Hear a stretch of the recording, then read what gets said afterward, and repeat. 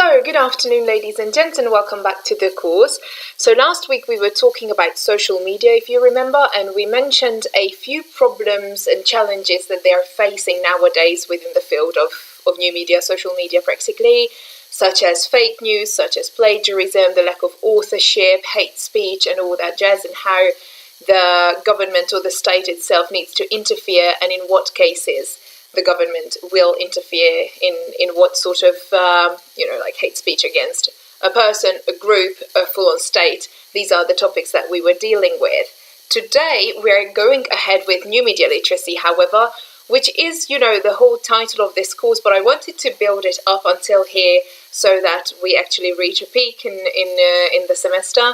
And this one is going to be a rather, kind of conceptual class today with loads of examples, and we will take a look at the relevance of new media literacy within the media, and then within the family, and then within education itself. So let's just jump right into it. Number one thing, yes, I wanted to talk to you, is that there are new kind of phenomena in the world which bring the whole kind of issue of new media literacy into existence or alive. First of all, babies have their own digital footprints even before being born, which is crazy, because parents already kind of share photos of them in the belly, and then they share a lot of images of them. They don't even have the right to decide of their privacy. Of course, a baby does not really have a right to decide anything, because you you as a parent have to take care of them. But I'm wondering what you think about babies being shown on the media. There are certain big Hungarian celebrities, and I also have got some acquaintances who have got babies, but they don't show the face, or they don't show the children. We have got another one called, it's like a talk show host, Balázs, and he's like a very celebrated guy, I'm assuming, and so he has got some children and he never shows them on the media. So it's just like there is a more media conscious behavior nowadays, because they believe that the baby having a digital footprint before being conscious, or before knowing about it, or before being born, is just not a right thing. So many people believe that it's part of their own lives and they do it safe, and of course they will kind of, if you share your private life anyways on Instagram or somewhere, it's a normal part of life. So I'm wondering what you think about it, but this one was calling new media literacy alive as well, and once again it was just like triggering some thoughts as well. Then another issue is like young kids become the teachers of their parents in handling the various smart gadgets they're using. So nowadays you can see it too, at the age of 2 or 3 they're already capable of using tablets. They are already capable. For example, I've got a little nephew, and he was 2 years old when he was holding a real newspaper in his hand, and he wanted to kind of like zoom in a real piece of paper, which was crazy to me that he already knew so much about technology that he actually recognized that this newspaper is something that exists technologically too, and he could zoom in there, so probably the paper works this way as well. It doesn't, but once again, children are ahead of us with so many things. They are already born with this. As far as I know, you are not born with the media, so probably you were only, as you mentioned, I think like 8 to 10 years old when it started off. For me, of course, it was later. I was like 15-ish, I think, when the whole thing started going down. But the brand new generation is already something that is dealing with it from cradle. No, from is that cradle to the grave? Yes, absolutely. So from the very beginning to the very end of it.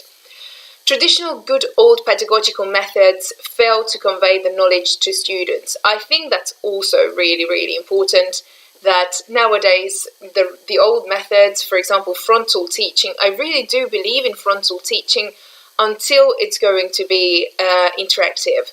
But the true frontal teaching, that there is a teacher talking to you and you are unable to give a reflection, you're unable to give feedback to them, and it's just like going ahead, I think it's dead. I think that formal like lectures and lecturers which are doing this very much frontal, no conversation based kind of teaching is just not going to be advantageous, in my opinion.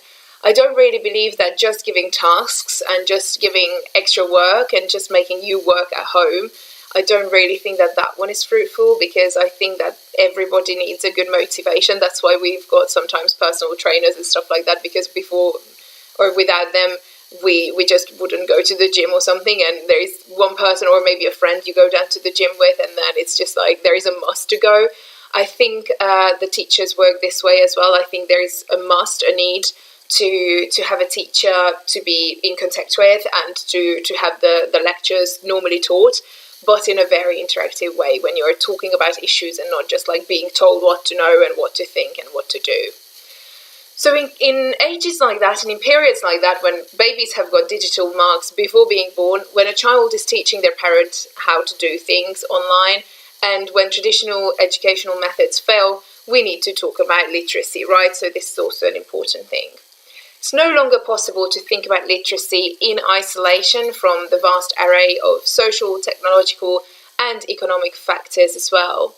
Now, there are two very much distinct, yet very much cooperative or related factors which deserve a highlight, and one of them is going to be that the dominance of writing has been somewhat substituted by the new dominance of the image.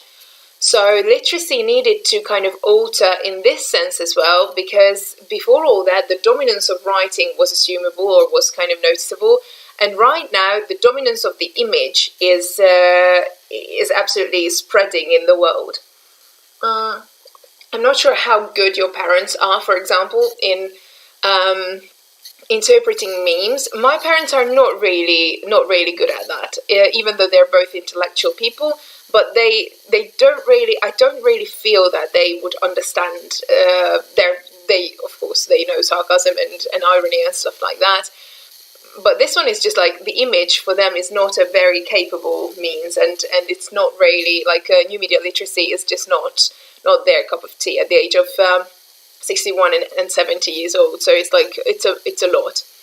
The move from the dominance from the medium of the book to the move from the dominance of the medium of the screen. So we have turned from the book to the screen as well. I think many people did it quite well. So our parents' generation also did it quite well, and even our grandparents at some point did it quite well. But we need to understand that the book was quite a frontal one, just like frontal teaching. The book is the same thing, that you hold a book and then you just kind of get acquainted with the inside of it. The medium of the screen is going to be not a linear kind of a medium, but rather something that has got a depth, and you can just be jumping from one hyperlink to another one and another one and another one, and it's just going to be way more complicated, way more full of like impacts and new experiences and stuff like that. So that's just going to give you once again a new kind of literacy that you need to be familiar with. Now, those two together are producing the revolution within the uses and effects of literacy. So there is a brand new literacy that we need to see. First of all, one of them is connected to the screen, and second of all, the screen is offering us images nowadays and not verbality anymore. Together, they raise two questions. First of all, what is the likely future of literacy? Where are we going? How is it going to be possible to keep up with it? What sort of new skills and maybe technological or cultural knowledges do we need?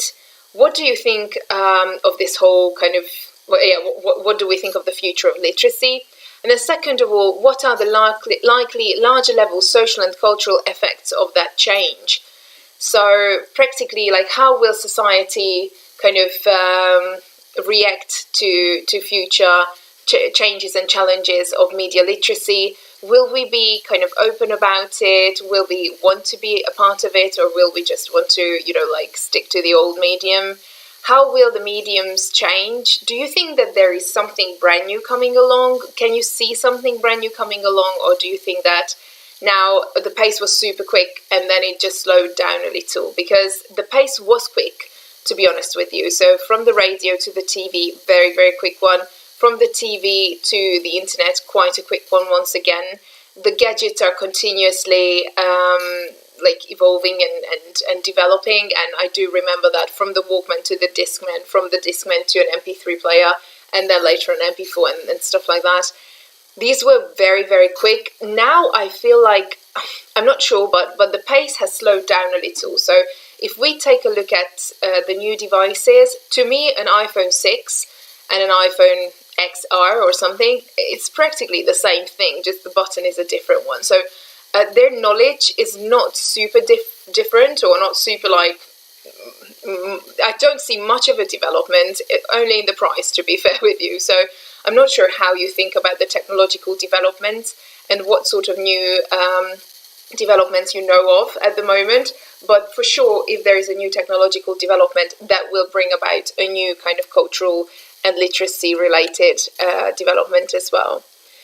Okay, so because we talk about new media literacy, and we believe that in a way we need to understand, interpret and use media messages, we have to quit treating the media as an independent entity. So it's not just like a canvas that we need to fill in. It's something that is already, we know it, that it's an agent that is changing us independently of our participation. So sometimes it's just like, it's listening to us when we don't know about it. It knows us even better than we do know ourselves and stuff like that. The interaction with the media is the one changing our social, cultural and personal reality as well.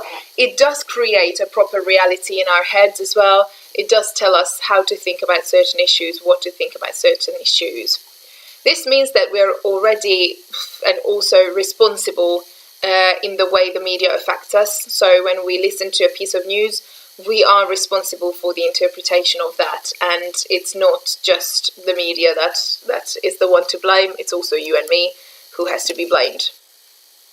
Now, from a descriptive point of view, Mackwell, and I've already suggested him that you actually check him out. Dennis Mackwell, he's excellent at checking out the mass media and mass media history and stuff like that. And he distinguishes two social effects of the media from two directions. One of them is that the media or the media effects can be positively or negatively evaluated. And second of all, the media has got a centrifugal and a centripetal social power. I'm sure that you have learned these two issues, centrifugal and centripetal, when you were in high school. I learned it in physics. So you know that centrifugal is something that is like disseminating, and centripetal is, we learned it when water goes down in the sink, and you know that the water is just like, this is the centripetal force that is like kind of bringing it in. And then centrifugal is the one when you've got a wheel, let's say like a wheel of a car, and it wants to go. And then there is the centrifugal kind of force, which is like, for example, splashing out mud away or water or something. That's the centrifugal one. Now, interestingly enough, we're talking about these two issues in the case of the media as well. And so the centrifugal effects, this one, which is like shattering the mud all over, this shows the isolating, scattering, fragmentary character of mass communication. So it just says that because the mass media seems to be a network and it connects us, but at the same time it also kind of shatters us into like different positions, different fragments when we are not super close-knit anymore. We did mention it with friendships as well, that like sometimes we believe that friendships used to be more kind of close-knit when they were only done, or we were only doing them in real life, and now the new media is somewhat like scattering these relationships as well. The centripetal effect presupposes that the media can work to unite the culture and society through an integration and common thinking, feeling and acting. So there are these two views, that the media is either like pushing people away from each other. The more we know each other, the more we don't want to have anything to do with each other. And the centripetal one is the uniting one. I'm not sure which one you believe, and if you can give me or give us any more examples to the centrifugal view and the centripetal view, but we will speak about it in teams anyways. So there are, as I've mentioned, Mackwell says that there is the centrifugal, centripetal point of view, and there is an optimistic and a pessimistic, so like a positive and negative kind of evaluation towards the both. Now let's see the optimistic approach and the centrifugal disseminating effect. It says that the media reinforces freedom, the opportunity for change and diversity within a society. So the centrifugal effect can also be positively viewed because it is like giving freedom to various little social groups, and diversity in society can be pointed out or can be noticed. There is also an optimistic approach to the centripetal one, the uniting one, which says that the media reinforces integration and solidarity within a society. I do remember a bunch of times when there was a lot of unification within the media when it was needed. We probably mentioned some of them. There are some Hungarian cases as well, but I'm sure that in your own case and in global cases too, we can mention a few. For example, with the Australian wildfires, as I remember, the whole globe got together and you could share money with them and give them donations. We did have cases in Hungary, for example, when there were children who were terribly in need with some very specific illnesses or sicknesses, and so they were supported by 800 million forints. That's a lot.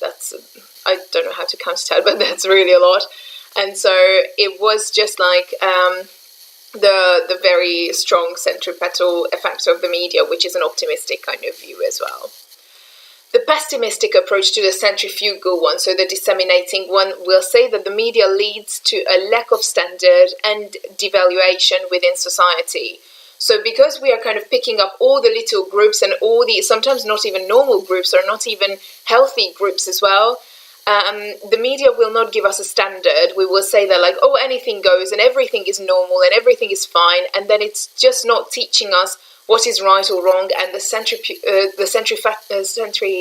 effect, sorry about it, is going to be like a negative one because it is just like valueless and anarchistic, to be honest.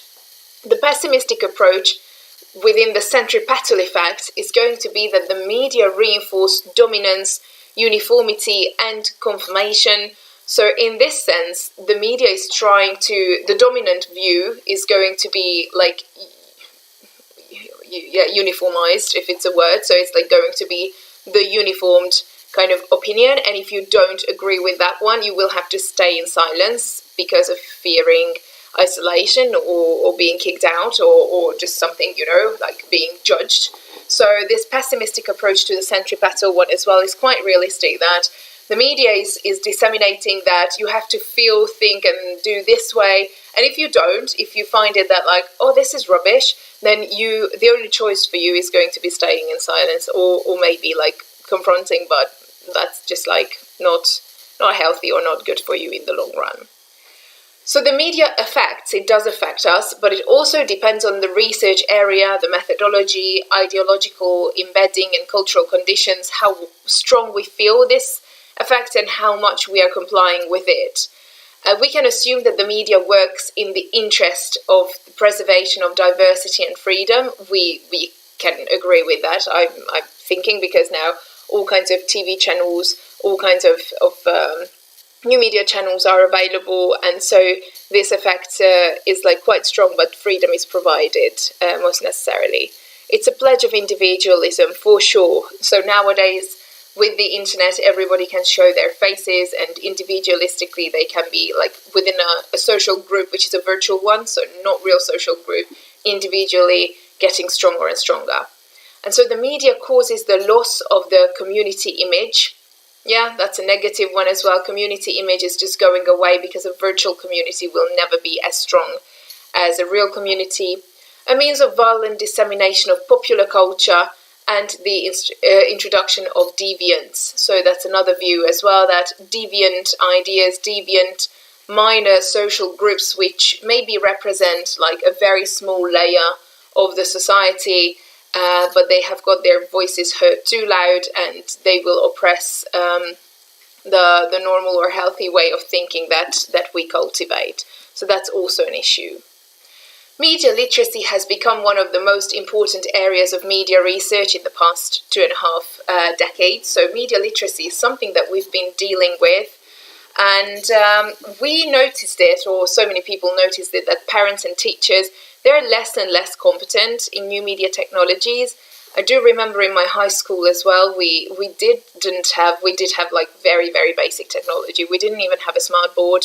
We used to have like a blackboard which you could write on with a chalk, and then we did have a TV and a video cassette player. That's all we did have. But then later on, as I've heard, and we do have a bunch of teachers in the family who teach in a high school level or on a high school level, they do say that here came the smart board, this, that, and none of the teachers got any kind of qualifications or trainings how to make them work. So majority of them didn't even use it because they were like, nobody told them how to. And for that reason, their media literacy is way worse than the children's. And children are already irritated that here is technology, please for God's sake use it, because that's why we're here. And so some of the teachers, they have got these stress, and I think the parent as well has got some stress going on for the fact that a 10-year-old can always correct them or make them humiliated is a little too strong, but make them feel uncomfortable for sure. Okay. There are some times which are changing once again. There were times when our fathers used to tell us like, oh, do not push all the buttons on the TV remote control because you're going to ruin something. And where is it now? It's nowhere. It's like our fathers and mothers, they're happy if we help them with stuff, you know. Where are the books and the magazines of an adult content that were put on the top shelf? Well, I'm not sure what literature talks about. We didn't have this in my family, thank God. But, you know, these were also an issue. And today, on the media, the child can have access to any kind of content of an adult nature, be it like sexual or maybe like something of violence or something, and everybody has got an access to it. And nowadays it's not a big deal that the child will be exposed to those kind of things that they shouldn't be exposed to. And they're kind of growing up much faster because of that too. Yes, and today we can see that fathers are recording children to their cell phones and enchantedly sharing it on their websites that like, or like social sites that like, oh, look at my child playing on a tablet or doing this, doing that. Mothers are using smart devices or televisions also as a babysitter because it's just easy. I see it so many times on buses as well that the child is irritated or crying or something, and the mother is just giving a smartphone. They're like, oh, just shut up. So you can tell that times are changing, and so many times it's a parental issue, in my opinion, as well, that like if you don't show an example, that how will you tell your child to put the phone down if you yourself are on your phone continuously? It's a very, very difficult issue. Yeah, it's something that we should always think about. And of course the mother and the father can be using it for work, but sometimes they don't, and that's when the child is like given a bad example of constant usage of technological devices. Teachers are working with hidden or actual anxiety. Yes, I've been speaking about it. I think they should, or they would need much of a technological training as well, so that they can be smarter than the student. But indeed, it's just not happening, to be honest, because they're not super motivated, they're not given much help, and they're fine as it was. So they said they're like, I've been teaching this way for 30 years, so why would I change it now? They should, they really should, because children nowadays have got different needs and different kind of platforms that they prefer, so it should be taken in consideration.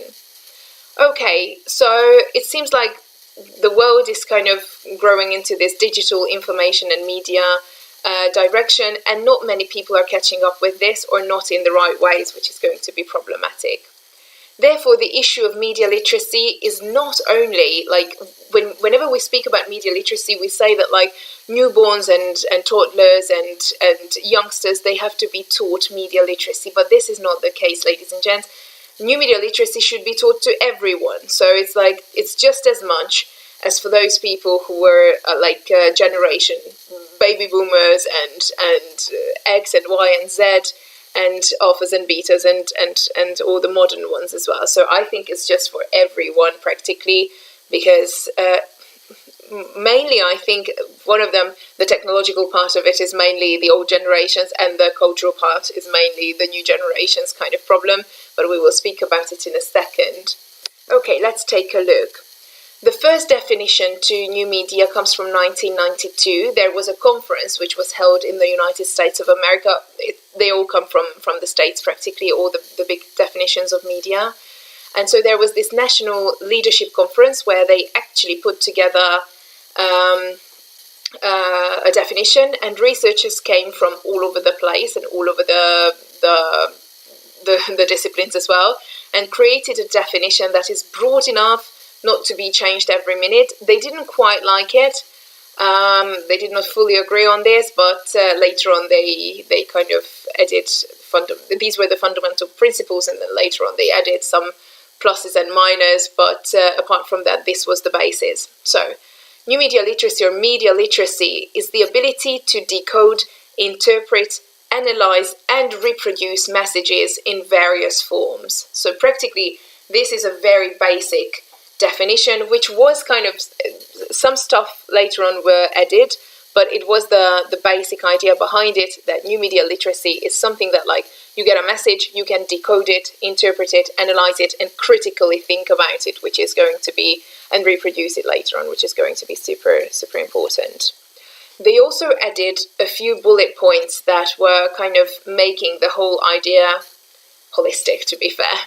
First of all, the media are constructed and created. So it's a human construction, and the media is something that is socially constructed. So we've mentioned it with news creation, that the news are not something that, like, oh, here is some news and it's newsworthy because of itself. No, it's not. It's going to be socially constructed, and it's going to gain its value from the new society. The second one is going to be that the media themselves are involved in the creation of reality. The way you are thinking of the world comes halfway from your upbringing and parental kind of thinking, and comes halfway from the media as well, and the mediums that you're consuming and the ideas that they are disseminating are going to be kind of shaping your reality and your way of thinking as a human. The media are not independent of ideological and political factors. This is not much of a surprise, I'm assuming.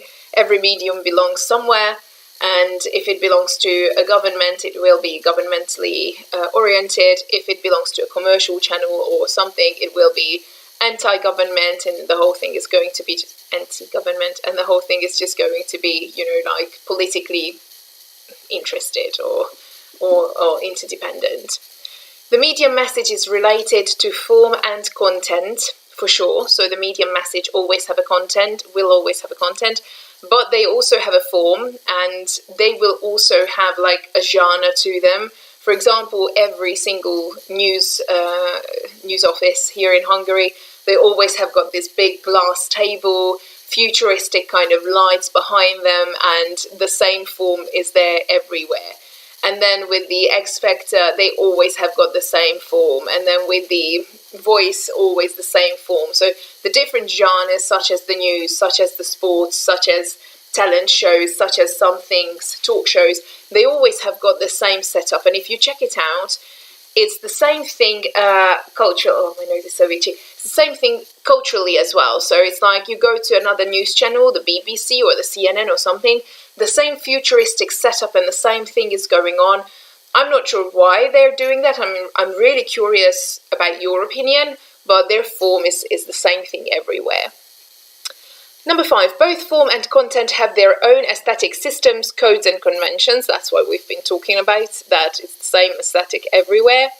Consumers receive and create meaning from and by the media.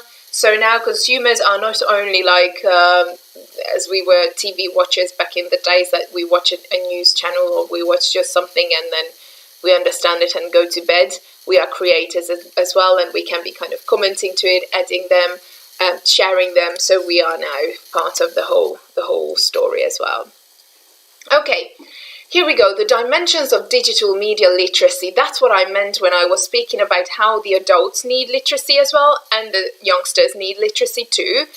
Because there are two kinds of literacies, device literacy and content literacy.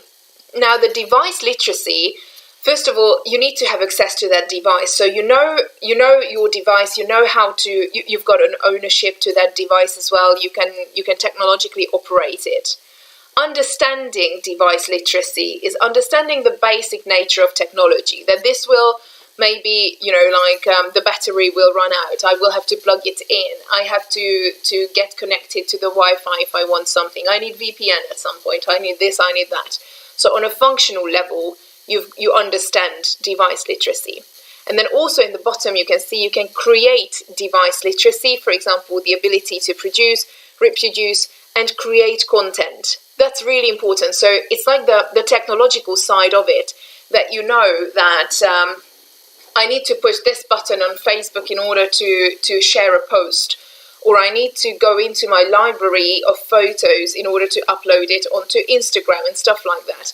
I think the adults, because they are already quite concerned with what to share about their private lives or whatnot, not all of them, of course, but I think this is the most problematic device. The device literacy is going to be the most problematic to them, because they don't really know how to make it operate or how to make it work, really.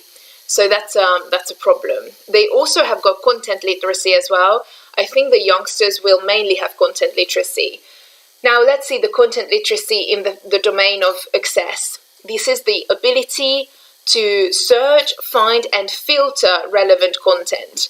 So probably the older generation has got device literacy as well as content literacy problems. The youngsters will definitely have got this one. So it's like, am I sharing fake news? Am I just not believing something that is silly? Do I filter it well? Is it like hoax? Is it not normal? This is a problem. Now, to understand content literacy is the ability to understand and critically analyze content.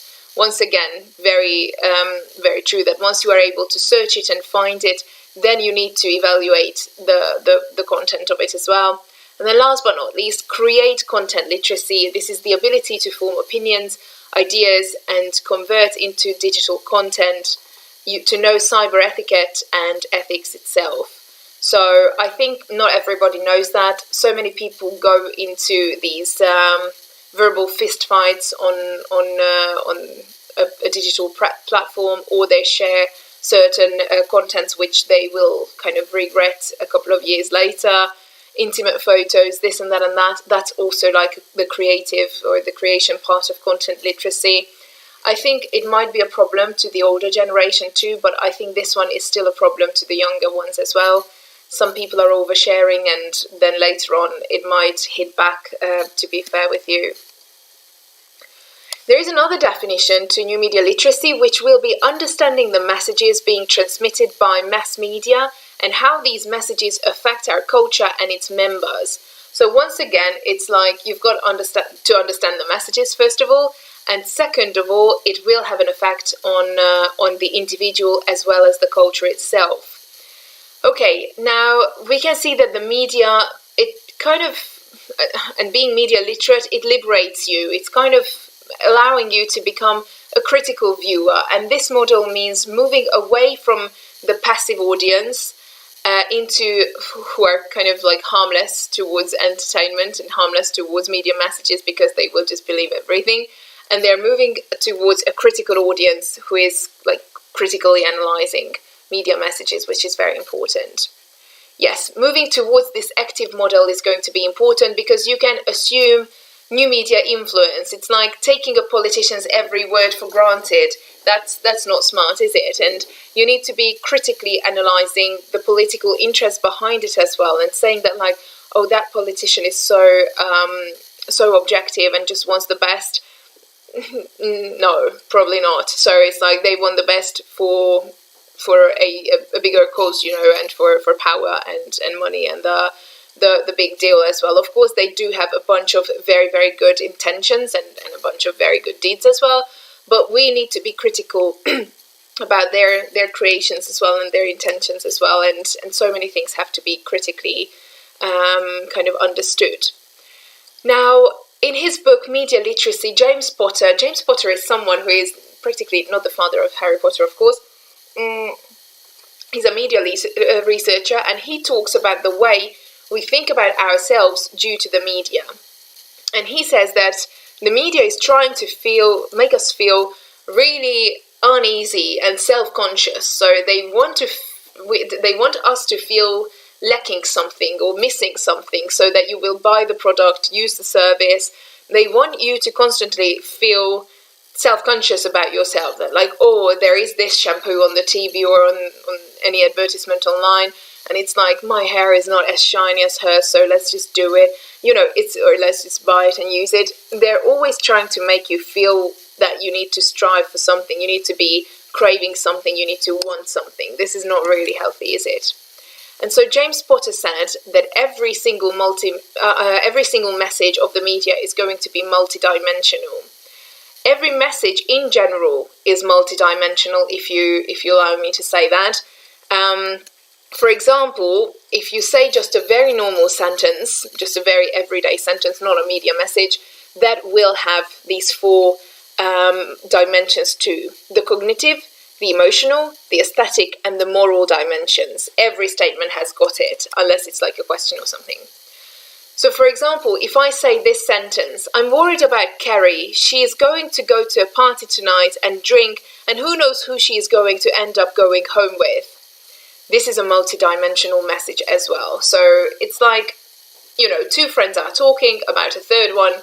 Carrie is going out. She's going to be smashed, and she's going to kind of have a fun time, and she's going to get lucky. How do we think about it? What do we feel about it? Because in this comment, there is a bunch of things. There is, for example, a little anxiety, feeling worried about Carrie, being scared for her life, maybe because she's going home with someone dangerous, or maybe a little envy that like Carrie is super easygoing and she's going to have a party tonight while I'm writing an assignment or something. It's a multidimensional message. On the cognitive level, we get to know the information, that there is a concern for a friend for certain reasons. On the emotional level, there is a variety of feelings going on, felt by the communicator, for example, worry, anxiety, jealousy. So, this is all on. The aesthetic dimension includes the communicator's artistic style, how the whole message is going to be somewhat conveyed, with what words, in what way as well. And the moral domain will be like, is there a judgment in it or no judgment in it? Now, James Potter actually says that just as every message will have these four cognitive, emotional, aesthetic, and moral dimensions, every single media dimension or media message will have these four dimensions too. For example, there is this male enhancement drug that I keep receiving into my email account. I don't know why, because the email is not filtering information well. They do not even know I'm not a male. But there was this drug that was going down. It's an advertisement I keep seeing all the time on my laptop. I'm not sure why. It says max size, longer, fuller, firmer, as you wish, so everything is here. Now, in this advertisement, I find it that it's a multidimensional one as well. On the cognitive dimension, it says that a critical user can analyze the factual information. What will this drug do to me? How does it affect my body? What sort of side effects there are? And stuff like that. There is an emotional side to the dimension as well. For example, you analyze how the people who are writing the email or making these advertisements, how they want you to feel really, and how they want to make you be anxious about yourself and stuff like that, or feel about your personal characteristics and stuff like that. So that's like an emotional level. An aesthetic level is going to be how the text is put together, what sort of pictures they're using, if they're using any pictures as well. So it's practically like a design and stuff like that. As you can tell, it's quite a design. And the moral level, what the producers intended you to feel like. For example, in this one, it's often the moral level that like, oh, it's absolutely normal, and after a certain age, everybody is using it. So yeah, it's just natural. It's not dirty. It's part of life. So just don't feel stupid about it. Every single media message will have these four domains, and we need to understand all these four domains in order to interpret the media messages quite well. Now let's take a look at new media literacy within the family and what the parent can do. It's a very typical question from families and from young mothers and older mothers as well, which is crazy to me. I keep hearing it all the time. Please help me with what to say to the child if he's constantly on his phone, even during family meals, instead of listening to the grandparents' stories. What do I do? Take it away? I have repeatedly warned him, all in vain. I'm not sure what you think about this one.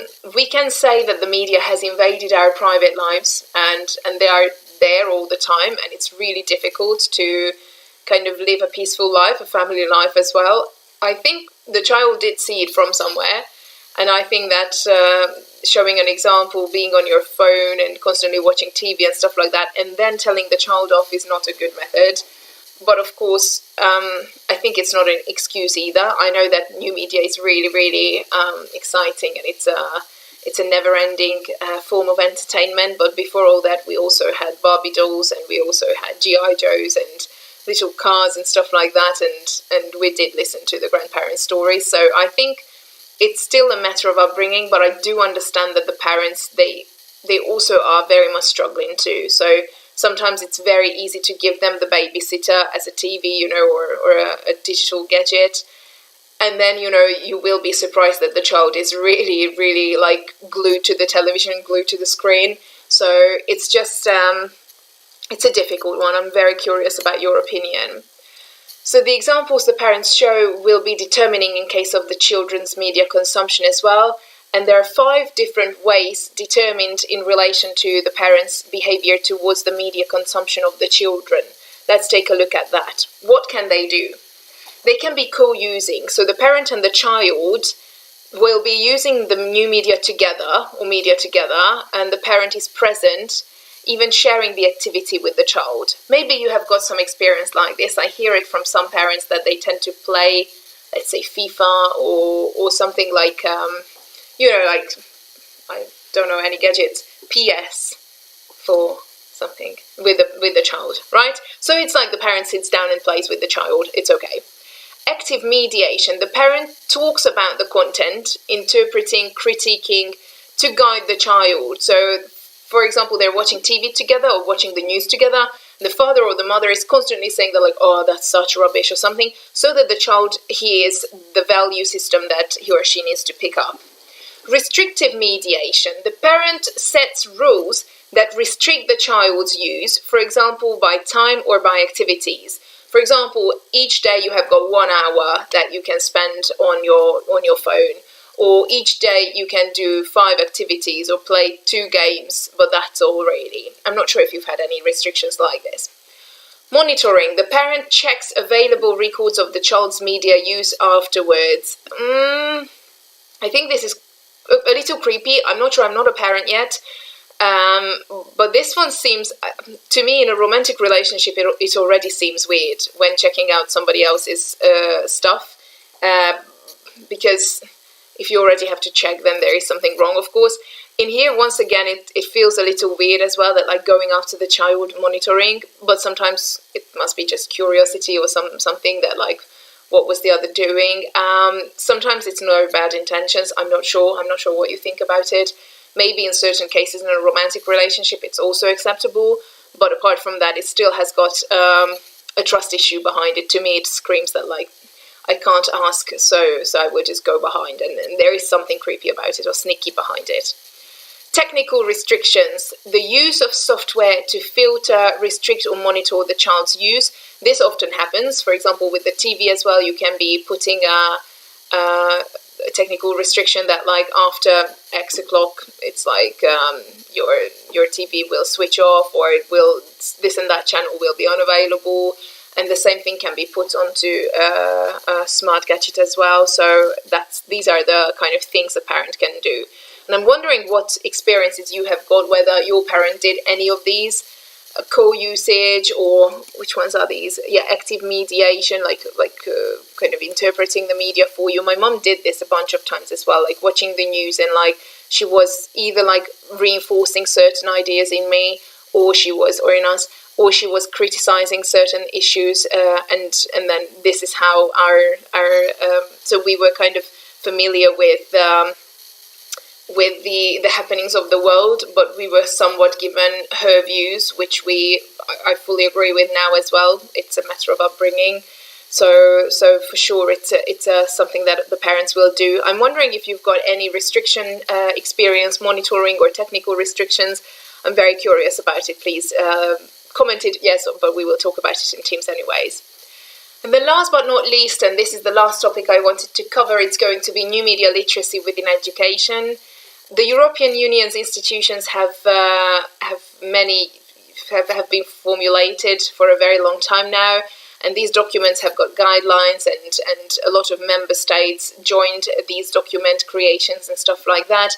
And according to them, media literacy is increasingly becoming an important component of the European and national policy agendas. So they are kind of reinforcing it, that it should be a part of education from a very young age as well, because children start using new media, in the cradle once again. And so it's just like in so many states, for example, in the Scandinavian countries, it's already a big deal to teach new media literacy from elementary school levels, which is a good idea in my opinion. But it does not have its own place in the curriculum in many European countries, such as the V4, which is going to be the Visegrad 4 countries, Hungary, Slovakia, the Czech Republic and Poland. And in our curriculums, it's just not... we do have media literacy, don't get me wrong, but we do not have them independently taught. So majority of times, it's going to be in the basic humanities and natural sciences, foreign languages, history, debate lessons, ethics, philosophy and religion. So in these classes, media literacy is somewhat brought in. Or I do remember that we didn't have a media class, but we did have Hungarian class. And then in Hungarian class, we did have like the big Hungarian movies, and we did check them out. And then we were talking about media and media literacy and stuff like that. And in the case of history too, we were talking about how certain events of history in the 20th century, when the media was super strong and propaganda was strong here, how they were portrayed in the media. So we did have a little bit of media integrated into a bunch of ethics and philosophy. I do remember these classes that we had in high school, and a bunch of lessons belonged to the media, but media literacy or media in general was not an independent subject for us. Yes, in Slovakia, okay, it's a Visegrad 4 country, and still it's like they are the first ones to try and make it an independent subject as well out of the Visegrad 4 countries. However, it's like they have wanted to introduce it on an educational program as an independent subject, but still for many schools, this subject is not compulsory but voluntary. So if the school wants to integrate it in the curriculum, they can, but it's not governmentally controlled that they put it in every single institution or not. So it's up to the school if they wanted to have an extra media lesson instead of something or not. So yes, this the decision whether to offer such a course is up to the school management and not anything else. So what is the problem about the education of media literacy? There is no real place in education, no recognition of the field, no long-term in-depth education, just short-term course or project-focused kind of development of media literacy are available, which is problematic. What can be the reason for this? And I'm curious, is it taught in your country? Is it taught well? Do you have it as a separate subject? Do you think it's important to learn it from a young age? What would be a level that you would start teaching it? Do you think technological or cultural literacy will be the more prominent or more important? What do you think should be highlighted more? Which parts would you teach and how? And with these 1,500 questions, I will say thank you for your attention, and let's just move right into Teams, and we will talk about all this in a minute. Thank you so much. Bye-bye.